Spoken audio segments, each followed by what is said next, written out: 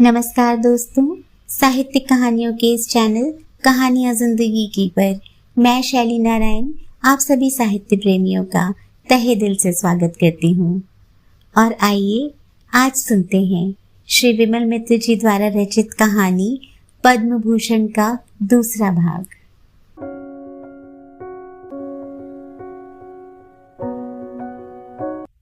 निशिकांत ने कहा, 150 रुपए की नौकरी के संबंध में कह रहा था, बात की शुरुआत वहीं से करूं।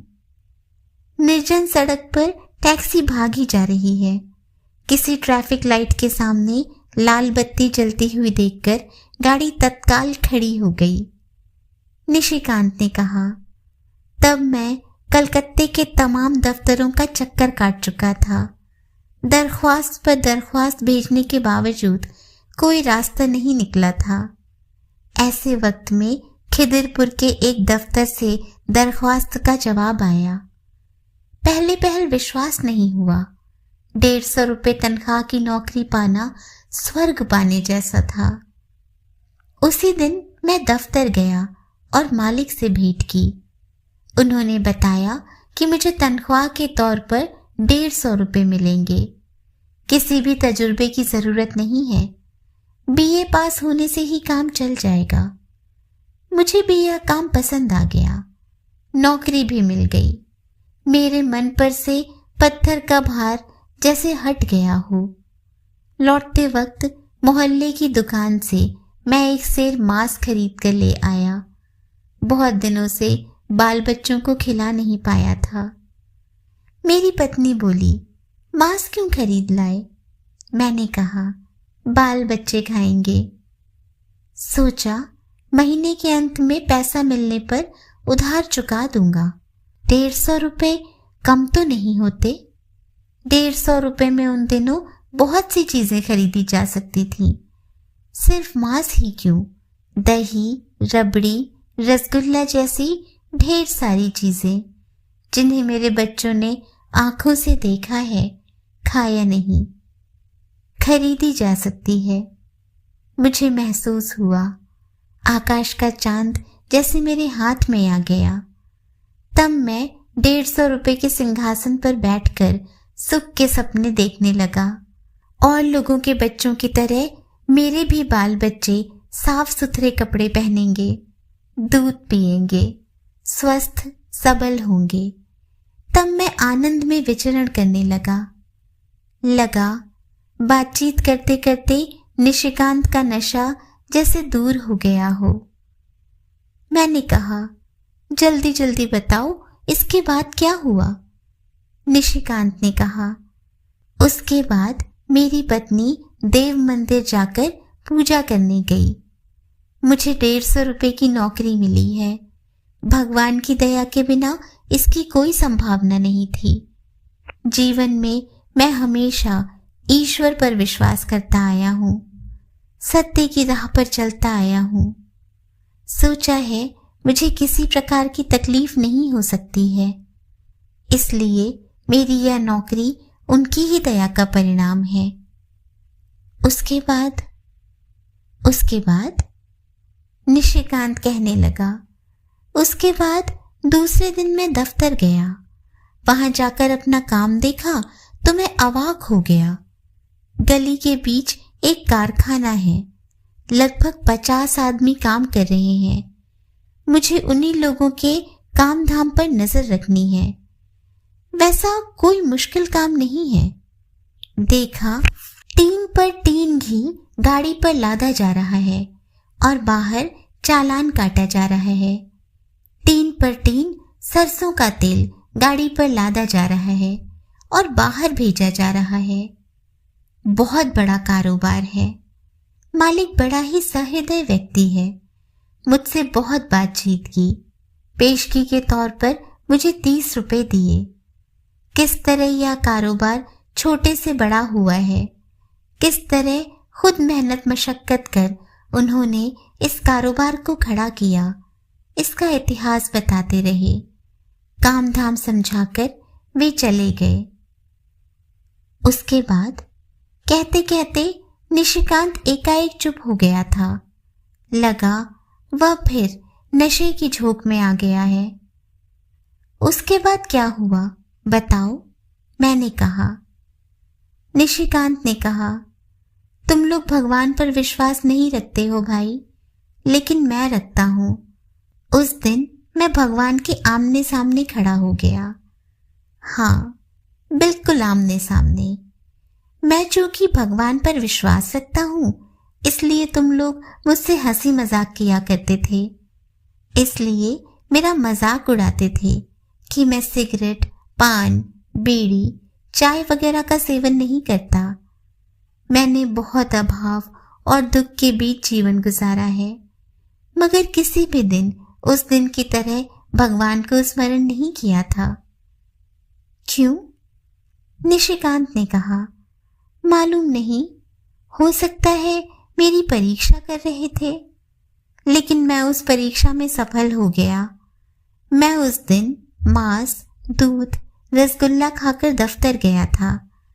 शायद इसीलिए भगवान ने मेरी आंखों में उंगली डालकर बता दिया कि इतनी जल्दी जीवन की परीक्षा पास नहीं करनी चाहिए, उससे आदमी की हानि होती है। यह जीवन बच्चों का खेल नहीं है। यहाँ काम, क्रोध, लोभ, मात से है।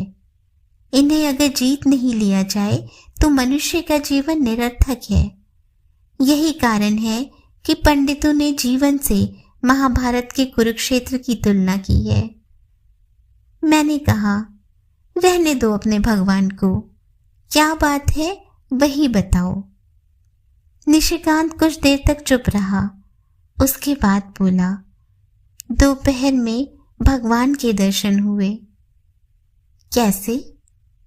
देखा, घी में मनो सांप की चर्बी मिलाई जा रही है। एक टीन घी में 3 सांप की चर्बी। मैं अवाक हो गया। हेड कारीगर से पूछा, इस तरह चर्बी क्यों मिलाई जा रही है? हेड कारीगर ने कहा, हम लोगों को यही हुक्म मिला है हुजूर। मैंने कहा, मगर इस घी का उपयोग तो बंगाली ही करेंगे, सभी जान गंवा बैठेंगे। हेड कारीगर मुस्कुराया, मरने का होता तो बहुत पहले ही मर चुके होते। अब तक अगर मौत नहीं हुई है तो फिर मरेंगे नहीं। आपको डरने की कोई बात नहीं है। मैंने पूछा, यह सब कब से चल रहा है? हेड कारीगर ने बताया, हमेशा से।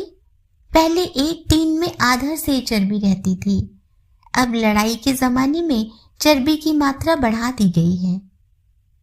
इतना माल कहाँ चालान किया जाता है? हेड कारीगर ने कहा, आप चूंकि नए आदमी हैं इसलिए चौंक पड़े। 2 दिन बीतने दे, फिर आप भी बर्दाश्त करने लगिएगा। अभी हर कंपनी यही कर रही है हुजूर। दास कंपनी, जेठमल कंपनी, सभी करते हैं। मैं हर कंपनी में काम कर चुका हूँ।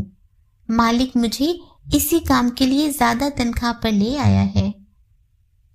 देखा, घी ही नहीं, सरसों के तेल के मामले में भी ऐसा ही किया जाता है। सामने घानी चालू है, मगर अंदर छिप छिपाकर पाइल की जा रही है। साथ में चमड़े की बुकनी मिलाई जा रही है। विशाल कारखाना है। लोग बाग माल सप्लाई करते करते परेशान हो रहे हैं। तुमसे कैसे बताऊं कि वह दिन मैंने किस स्थिति में गुजारा। लोगों को तब बाजार में घी नहीं मिल रहा था। वनस्पति घी की गाड़ी आते ही लोग दौड़ पड़ते थे। मार्केट की जब वैसी हालत थी, हम लोगों के कारखाने के घी और तेल की सील की टूटी हुई टीन बेकार पड़ी नहीं रहती थी। हेड कारीगर मेरी ओर ताककर शायद आश्चर्य में खो गया था। बोला, चालान लिखिए बाबू, गाड़ी खड़ी है। चालान लिखने में मेरे हाथ जैसे अवश हो गए। लगा मैं जैसे आदमी का खून कर रहा हूं। एक दिन की मेरी नौकरी, एक दिन का वह पाप लाखों आदमी की अल्प मृत्यु का कारण बन गई।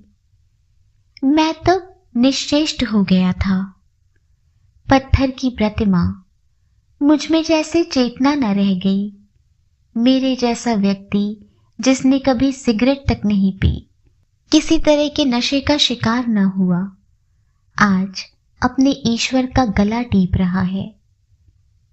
मुझे महसूस हुआ हत्या करने के पहले आदमी की संभवतः यही मानसिक स्थिति होती है। कलकत्ते के दंगे के वक्त मैंने अपनी आंखों के सामने आदमी की हत्या होते देखी है और मैं यानी निशिकांत ने उस दिन अपने हाथों से लाखों आदमी की हत्या की। किसी को पता तक नहीं चला, किसी ने देखा तक नहीं।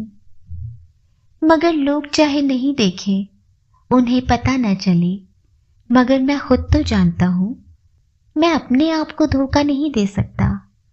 मुझे अपनी आंखों के सामने दिखाई पड़ा कि मैं जहर तैयार कर रहा हूं और लाखों आदमी उसे खा रहे हैं। सांप की चर्बी खिला रहा हूं, झरबेरी का जहर खिला रहा हूं, सड़क पर से चुनकर जलाए गए गोभी के पत्तों को सुखाकर चाय में मिला रहा हूं। सारा दिन बेचैनी में गुजरा। मेरी आंखों में अपने बाल बच्चों के चेहरे तैरने लगे। उन्होंने इसी पैसे की उम्मीद में रसगुल्ला और मांस खाया है, दूध पिया है। महीने के अंत में यही पैसा ले जाकर मैं उनके भोजन की व्यवस्था करूंगा। भोजन की व्यवस्था करूंगा या जहर की? शाम 7 बजे कारीगर ने कहा, घर नहीं जाइएगा हुजूर? घर? हाँ, घर जाऊंगा।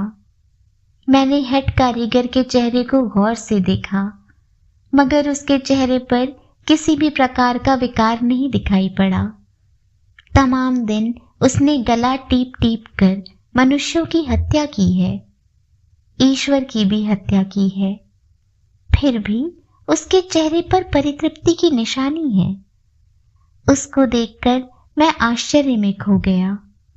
बाहर से कारखाने का साइन बोर्ड या कारखाने के मालिक को देखकर बात समझ में नहीं आई थी। उनका सिल्क का कुर्ता या गाड़ी या मीठी मीठी बातें दूसरी तरह की नहीं थी। नौकरी के पहले दिन ही उन्होंने 30 रुपए अग्रिम दिए थे। 30 रुपए! उस समय भी 30 रुपयों का मीठा स्वर मुझे सुनाई पड़ रहा था। कब मैं सड़क पर निकल आया, कब शाम के अंधेरे में सड़क पर चलना शुरू किया, कब भीड़ के सैलाब को चीरकर एकाकी निरुद्देश्य यात्रा का आरंभ किया, कुछ भी स्मरण नहीं रहा। उन दिनों कलकत्ते में मुस्लिम लीग का शासन था। सहसा एक विवाह घर के सामने आकर खड़े होने पर मुझे चेतना आई। उस घर में रोशनियां जगमगा रही थीं। उत्सव मनाया जा रहा था। नौबत और रेडियो से मीठे स्वर आ रहे थे। घी और तेल की गंध से मैं चौंक पड़ा। चेतना आते ही देखा मकान के सामने एक भिखमंगा मर कर पड़ा हुआ है। वहां पुलिस खड़ी है और लोग बाग सज धज कर उस मृत की बगल से उस मकान में खाना खाने जा रहे हैं। मेरे मस्तिष्क में आग लहकने लगी।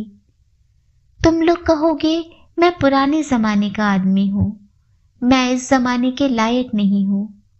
इस युग में ईमानदारी की कोई कीमत नहीं होती है, ईश्वर नामक कोई चीज नहीं है। लेकिन मुझे महसूस हुआ कि तमाम दुनिया में मैं अकेला हूं। मैं तमाम दुनिया के विरुद्ध खड़ा होऊंगा। मेरे बाल बच्चे भोजन के अभाव में यदि मर जाते हैं तो मरने दो। मेरी पत्नी भी निराहार रहकर अगर मृत्यु का वरण करती है तो हानि नहीं। मैं यदि मौत के मुंह में समा जाता हूं तो कोई हर्ज नहीं। कम से कम मेरा ईश्वर तो जी जाएगा। एकाएक मैंने जेब से पेशगी के 30 रुपए निकालकर निकट के एक तालाब में फेंक दिए। मुझे महसूस हुआ ये रुपए भी जहर हैं। वह जहर अगर किसी के पास पहुंच जाता है तो वह भी मौत के मुंह में समा जाएगा। उसके बाद दूसरे दिन मैं दफ्तर नहीं गया। दफ्तर के दरवाजे तक जाकर लौट आया। तीसरे दिन भी नहीं, चौथे दिन भी नहीं। 7 दिन के बाद मेरी पत्नी ने दबाव डालकर मुझे दफ्तर भेजा।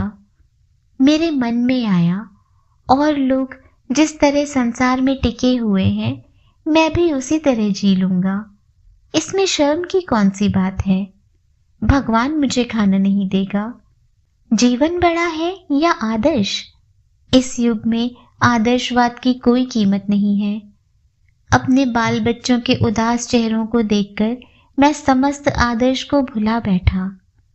पैदल चलता हुआ दफ्तर गया। उस दिन भी दफ्तर के सामने घी और तेल के टीनों की लॉरी पर लदाई चल रही थी। मगर अंदर पहुंचते ही मैं चिहुक उठा। देखा, मेरी कुर्सी पर गोवर्धन बैठा है। निशिकांत ने कहा, गोवर्धन को पहचानते हो ना? मैंने कहा, अच्छी तरह। बीच में एक बार कलकत्ता आया और उसके घर पर गया था। निशिकांत ने कहा, शायद तुम्हें मालूम होगा कि इस बार गोवर्धन को पद्म भूषण की उपाधि मिली है। हाँ, अखबारों में देखा था। निशिकांत ने कहा, उस दिन गोवर्धन को अपनी कुर्सी पर बैठा पाकर मैं अवाक रह गया। फिर सोचा, इसमें उसका कौन सा दोष है? मैं भी एक दिन उस कुर्सी पर बैठ चुका हूं। मैं फिर उसके निकट नहीं गया, वहां से चुपचाप बाहर चला गया। उसके बाद फिर उस दफ्तर के अंदर कदम नहीं रखा। निशिकांत चुप हो गया। उसके बाद मैंने पूछा। निशिकांत ने कहा, उसके बाद का इतिहास बिल्कुल सहज है। उस नौकरी में रहने के कारण गोवर्धन को कारोबार का गुर मालूम हो गया। फिर उसने अपना कारोबार शुरू किया और बड़ा आदमी हो गया। मकान बनवाया, गाड़ी खरीदी। सड़क पर चलते हुए बहुत बार गोवर्धन पर नजर पड़ी है। अब वह पैदल नहीं चलता, बड़ी बड़ी सभाओं में जाता है, अध्यक्षता करता है, चैरिटी में हजारों रुपए देता है।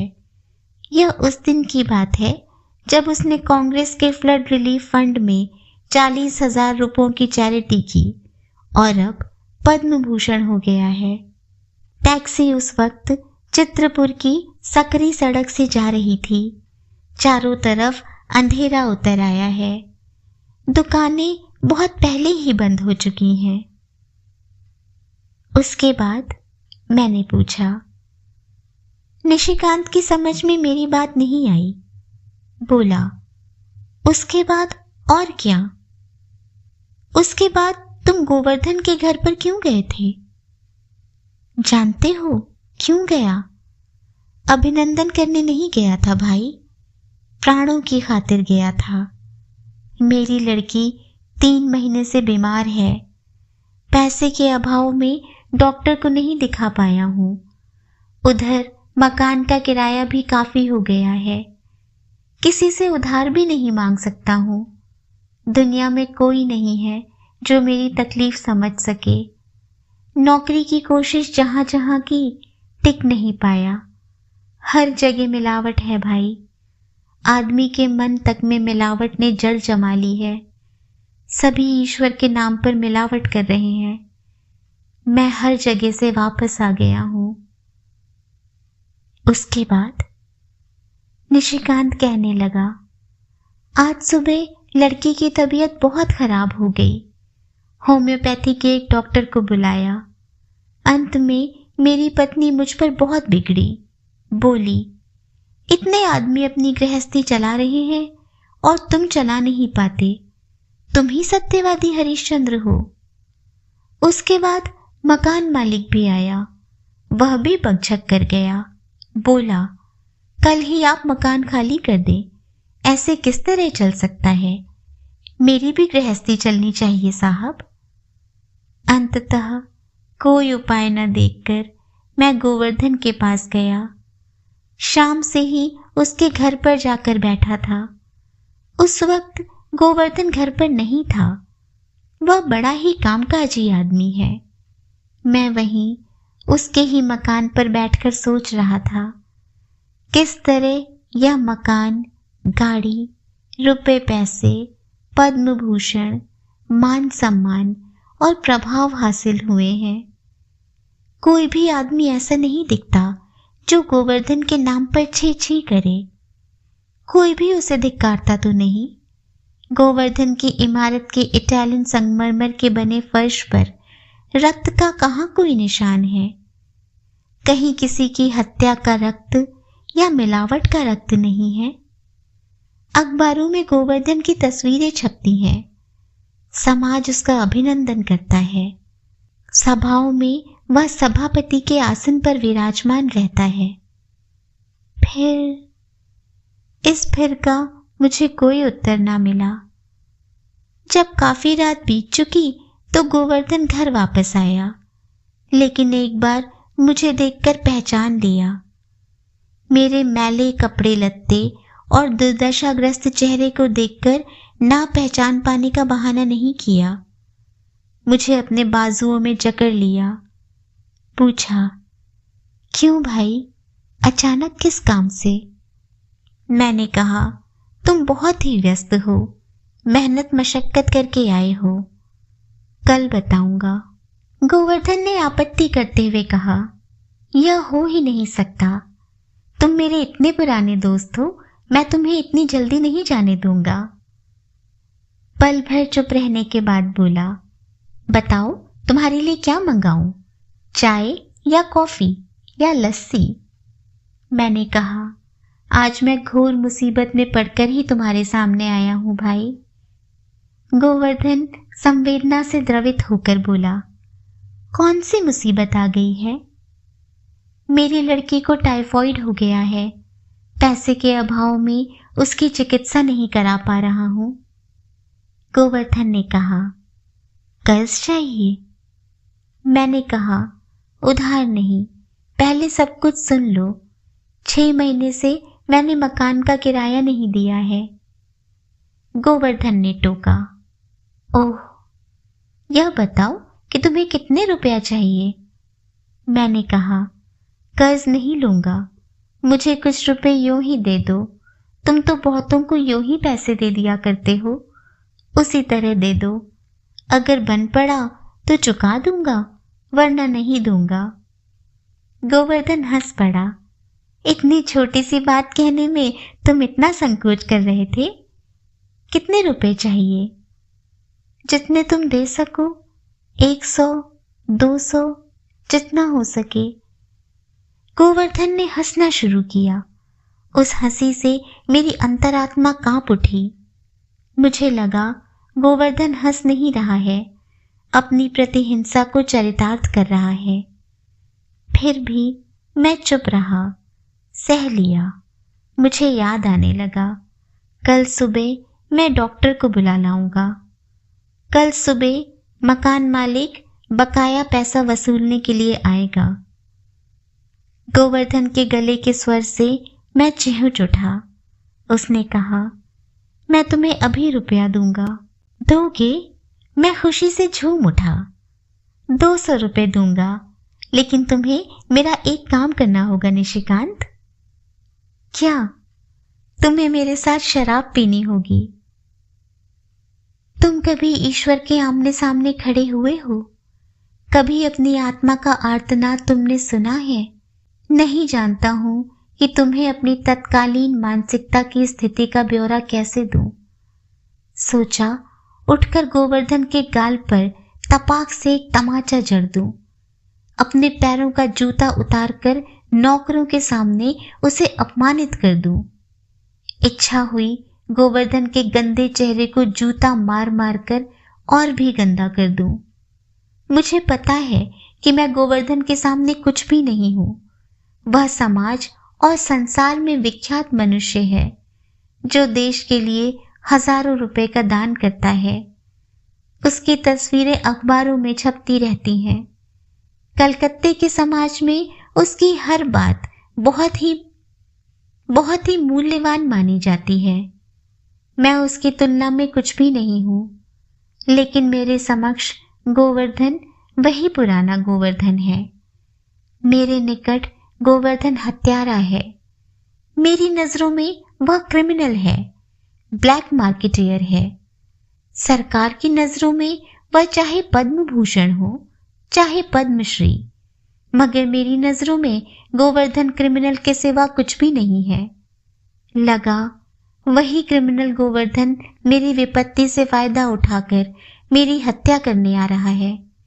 इतने दिनों के आक्रोश का प्रतिशोध ले रहा है।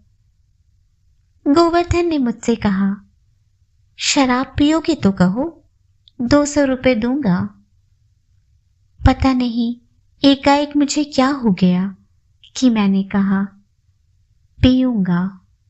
और गोवर्धन आनंद से पागल हो उठा। लगा इतने दिनों के बाद मुझे जैसे अपने काबू में कर लिया है। शराब ले आओ, पी लूंगा, मैंने कहा। उसके बाद भाई उसी कमरे में बोतल आई। गोवर्धन का मुसलमान खानसामा खाने की चीजें दे गया। कमरे का दरवाजा बंद करके गोवर्धन ने गिलास में शराब डाली। टैक्सी अब अहीरी टोले के पास आ गई है, मैंने कहा। फिर तुमने शराब पी ली? हाँ, इतनी जितनी उसने दी मैंने पी ली। तब मैं मृतप्राय हो चुका था। सोचा आज देखूंगा कि आदमी कितना नीचे उतर सकता है।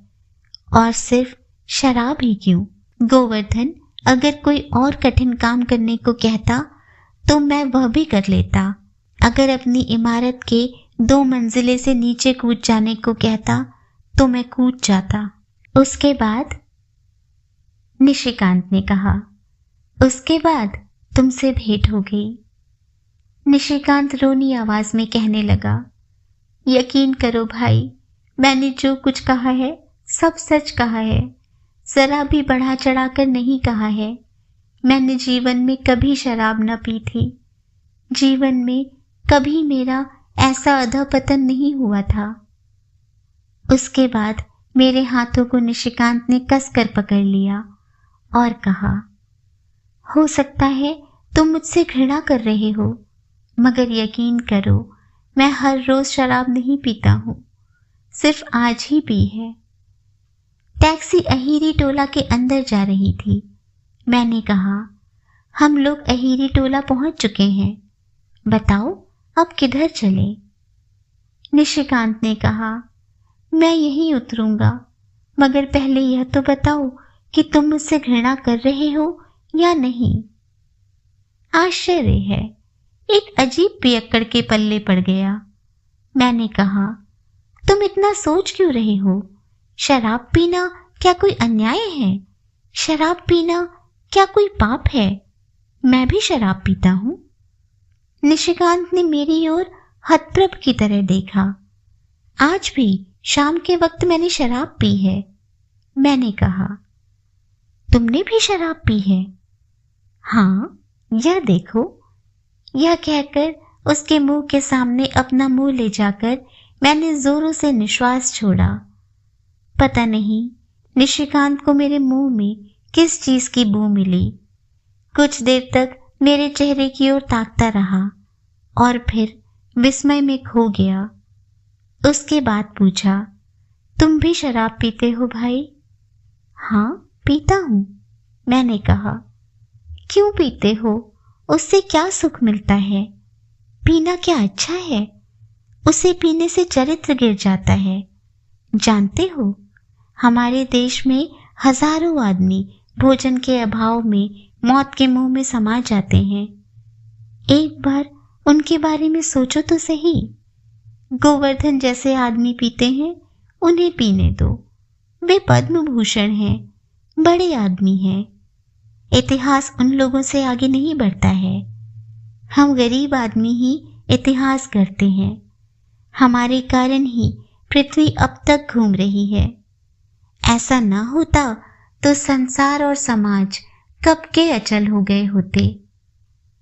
मैंने कहा, जाओ निशिकांत, काफी रात हो चुकी है, अब बातचीत बंद, घर जाओ। टैक्सी से उतरकर जाते जाते निशिकांत फिर से रुक गया। बोला, मेरी बात छोड़ो यार, मैं हार गया हूं, मगर तुम हार मत मानना, तुम सब फालतू चीजें मत पीना। मैंने कहा, जाओ, अब देर मत करो। निशिकांत को पकड़कर मैं गली के अंदर ले गया। पतली लंबी गली है। गली के परले सिरे पर आते ही किसी मकान से एक औरत के रोने की आवाज आई। निशिकांत अब जैसे होश में आया। कुछ देर तक कान खड़े कर चुपचाप सुनता रहा। बोला, मेरी पत्नी रो रही है। क्यों?